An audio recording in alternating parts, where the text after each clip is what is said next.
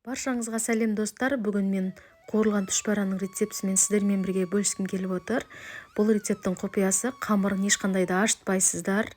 Сода, дрожь да қосылмайды. Өте тез дайындалатын рецепт. Және де санаулы ғана қоспалар қажет болады. Осындай щедрая-лето деген маргарин қажет болады. Су, тұз, ұн қажет болады. Енді біз маргаринімізді ертіп алып, үстіне суды құйып, мұздай суымызды, тұзды, ұнды салып, қолымызбен жақсылап тұрып, араластырып, қамыр етіп дайындап аламыз. Қамырды илеген кезде өте игі, қанық, әдемі қып илеп аласыздар. Енді біз ішіндегі начинкасын дайындаймыз. Картошканы осылай турап алып, біз майда қуырып шығамыз, майға қуырып бұқтырып қоямыз. Өйткені қайнатқаннан қарағанда қуырып істеген өте дәмді болып шығады, достар. Енді пісіп шыққаннан кейін картошкамызды өзіміз ұнатқан приправаны салып, осылай езіп аласыздар, дайындап, начинкасын дайындап қоямыз.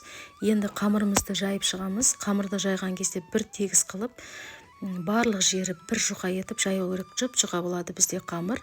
Осындай формада мен кесіп шықтым. Қамырды кескен кезде сіздер, менде көлемі кішкене болып шығады. Мен кішкентай қылып жасадым. Тура осылай кескен кезде, осыдан сәл үлкен қылсаңыздар да вообще әдемі болып шығады, керемет болып шығады енді озоры.